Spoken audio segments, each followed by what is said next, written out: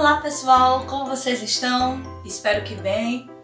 Bom, eu sou Marielida, faço parte do Colégio Dom Bosco São Miguel dos Campos, sou coordenadora pedagógica dos segmentos Fundamental 2 e Ensino Médio e como vocês puderam ver, estou em casa, porém o trabalho não para. E hoje eu vim aqui contar para vocês uma novidade. O nosso colégio preparou uma programação super extensa e legal para vocês, programação essas com aulas online. Essas aulas estarão disponíveis no nosso canal do YouTube, Colégio Dom Bosco, e lá os professores irão compartilhar junto a vocês aulas, questões, para que vocês, mesmo em casa, não deixem de estudar, ok? E outra coisa, não esquecendo, estou com muita saudade e espero que a nossa rotina volte o quanto antes. Um abraço e bons estudos!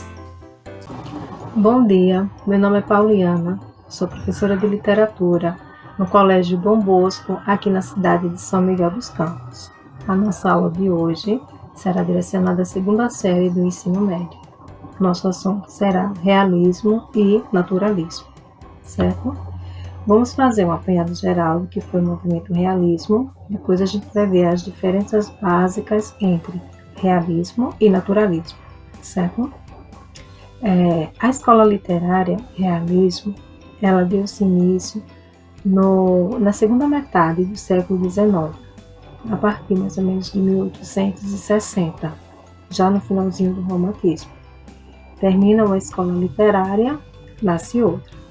Lembrando que uma escola literária tem como principal característica romper com tudo o que a outra escola pregava ou ensinava. A escola literária antes do realismo foi o romantismo.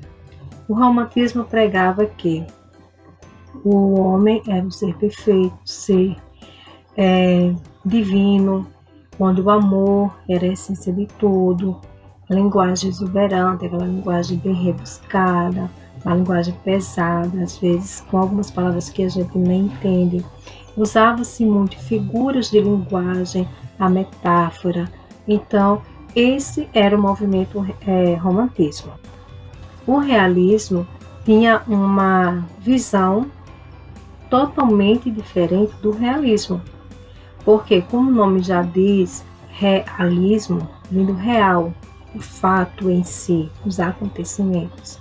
Então, o realismo rompeu com o romantismo, porque qual era a visão do realismo? O realismo tinha uma visão mais objetiva da realidade. Ele veio para criticar, para expor aquilo que estava acontecendo de forma real, sem mesclar, sem colocar panos de fundo, sem tentar abafar a realidade, certo? Então, essa é basicamente a diferença entre romantismo e realismo. Até porque essa visão realista se deu pelo período histórico a qual eles estavam vivendo naquele momento. Estavam na segunda fase da Revolução Industrial.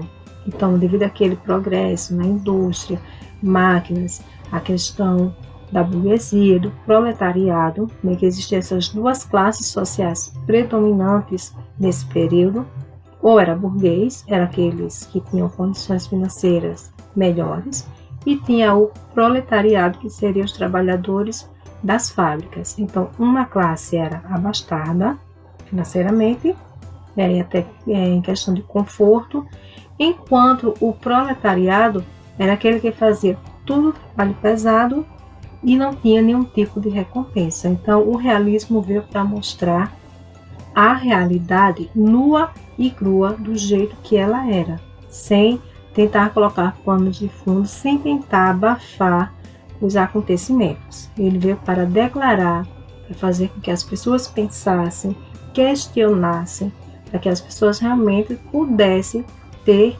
uma voz ativa. Esse é o movimento realista, certo? O realismo. Perdão.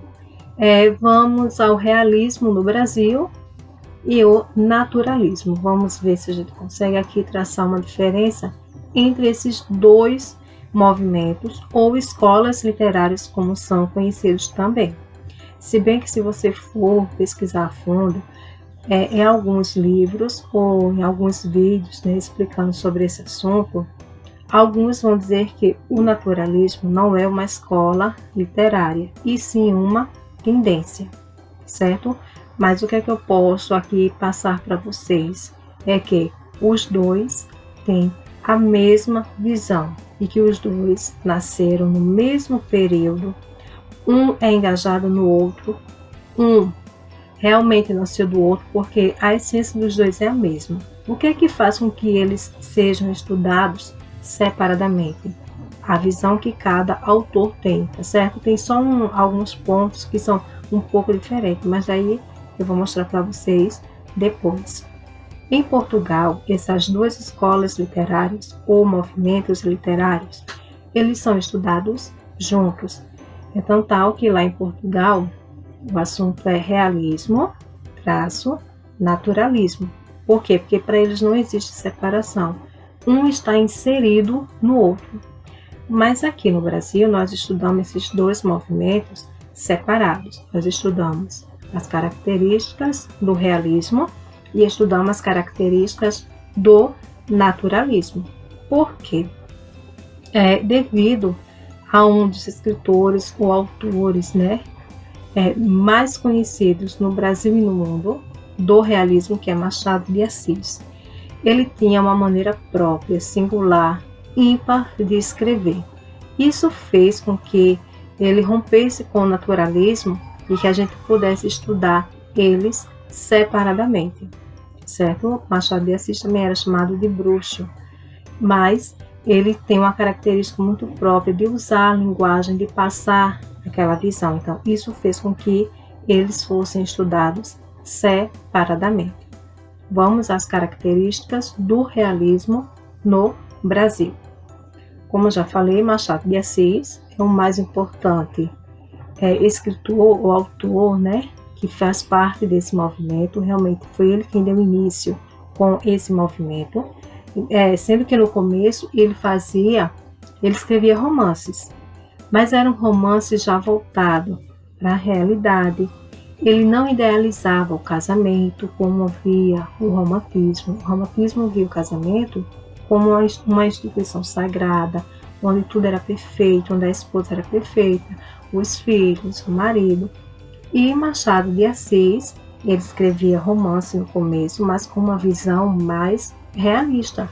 Ele passou a fazer críticas ferrenhas mesmo em relação à família e à igreja ou ao clero, a igreja católica, que eram as duas instituições sagradas para a sociedade. Porque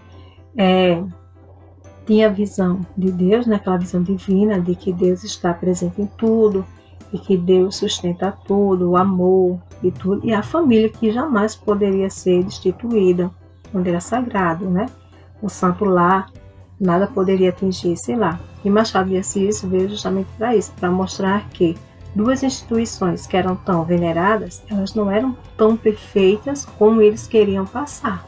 Então ele mostrou que na Igreja Católica existia, ou no clero, dependendo de onde você vai estudar, pode ter o termo clero ou Igreja Católica, certo? Existia alguns padres que eram casados, mas que esses casamentos não eram reconhecidos pela igreja pelo fato do padre fazer o voto de celibato. Então ele poderia casar quantas vezes ele quisesse, mas ele não era considerado casado pela Igreja Católica. Então a igreja tentava esconder isso. E também, outra crítica também que eles faziam em relação à igreja, vocês podem pesquisar também, vocês vão achar em outros livros, em outros vídeos, explicando sobre esse assunto, era a questão também da pedofilia, que era algo bem antigo, que já existia. Então, tinha essa questão também.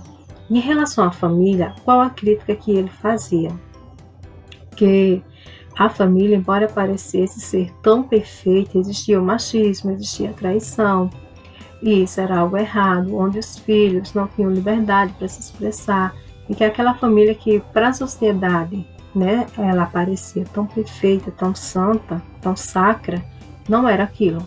Então ele fazia essas críticas também, tá certo?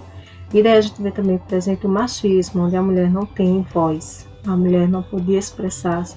Por isso que Machado de Assis, em suas obras realistas, ele fazia bastante o uso e colocava sempre em seus contos, em suas obras, o triângulo amoroso, principalmente feminino. Por quê?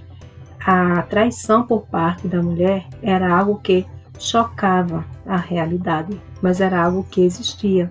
A traição do homem era algo comum, banal, algo que todo mundo já costumava ver, porque ele era homem, então ele podia trair, mas a mulher não.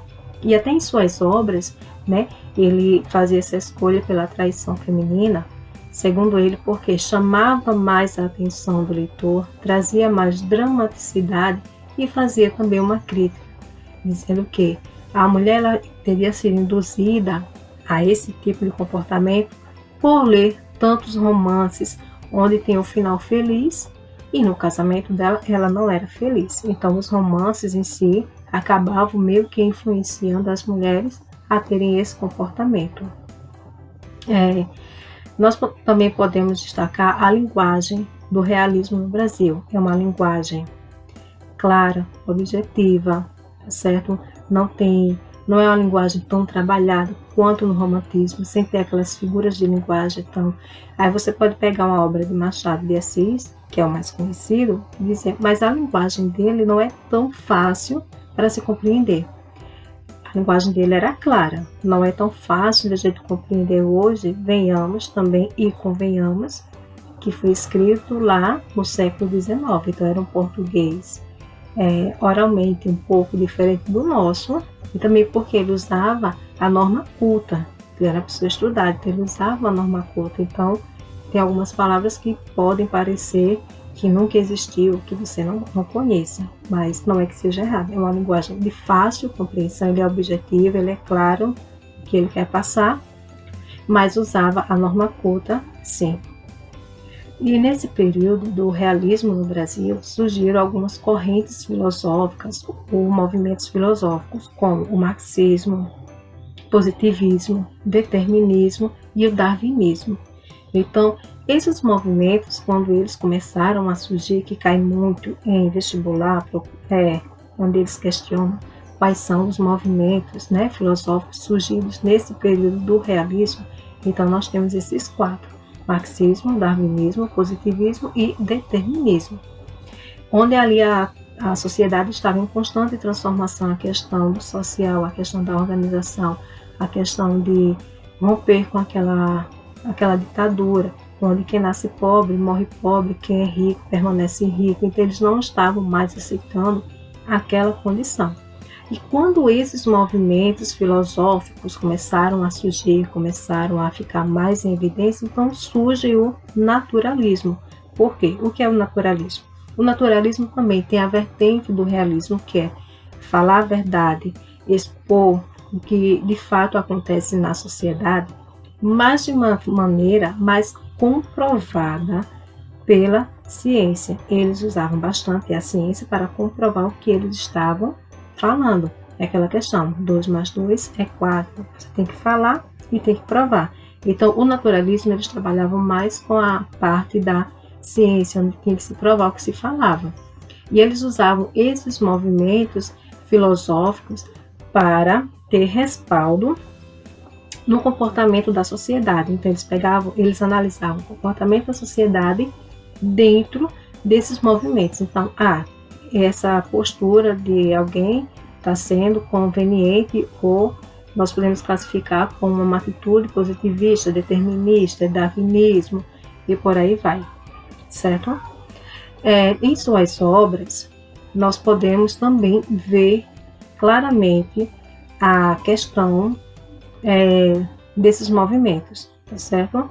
Uma obra que eu posso falar para vocês que é realista é a obra Memórias Póstumas de Brás Cubas. Tem uma linguagem objetiva, uma linguagem clara e é passada em tempo psicológico. Machado de Assis era expert em fazer os seus contos, as suas obras em um período psicológico, onde no tempo psicológico, né? Quando se passava assim na mente. Então, era algo que, por ser psicológico, não tem uma ordem cronológica de fatos ou de dias. Por exemplo, Memórias Póstumas de Brás Cubas, a obra que vocês estão fazendo a leitura, que foi requisitada em sala de aula, ela não vai logo pelo começo. Quem já iniciou a leitura pode perceber que ela começa do final. Como do final? Porque Memórias Póstumas vem de alguém que lembra de algo. Então, quem narra a história é a pessoa que morreu.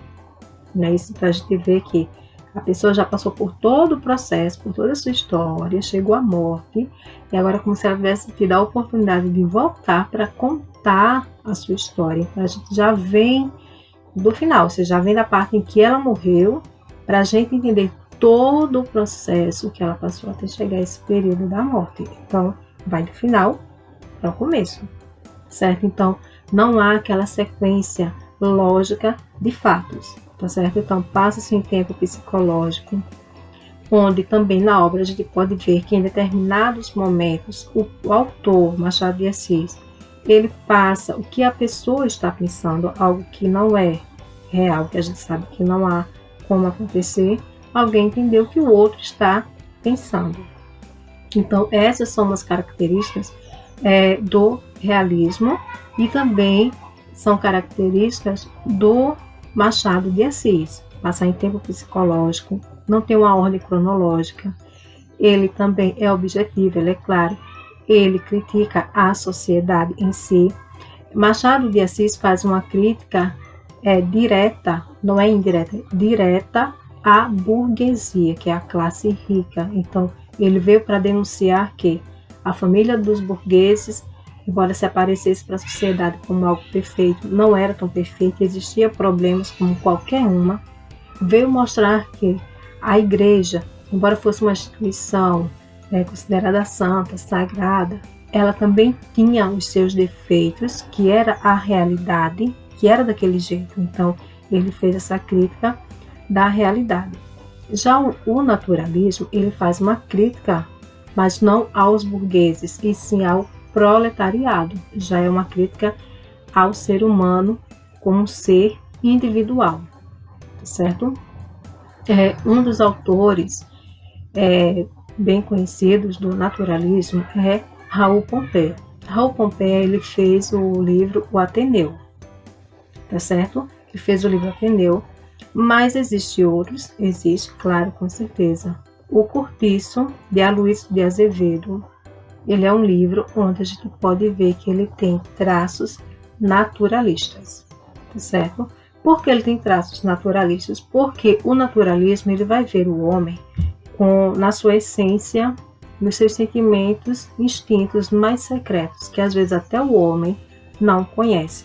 Então, ele vai trazer o homem como se fosse até comparar a um animal.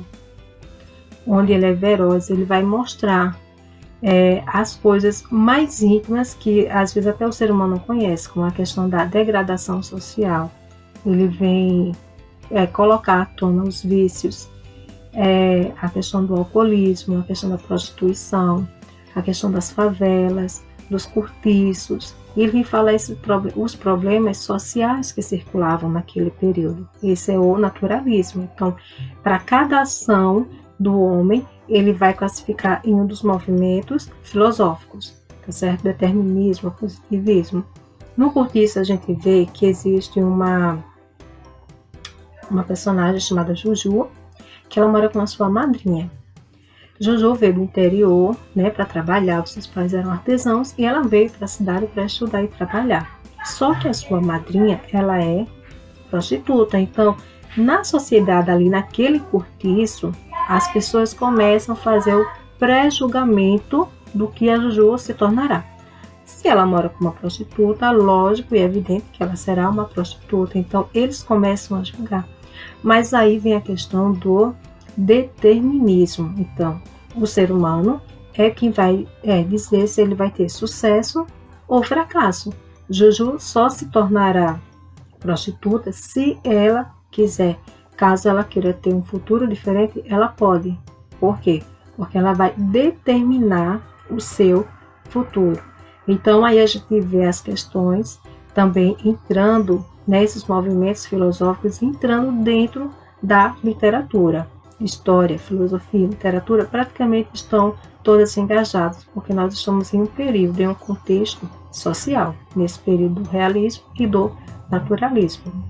Também um outro exemplo que em Cortiça a gente vê também, João Romão, ele é um homem pobre, mas que ele passa a trabalhar para se juntar, a economizar, e ele vai crescendo. Então, há um aumento, né, da sua riqueza. A gente vê que ele vai subindo de patamar social de acordo com o que ele trabalha.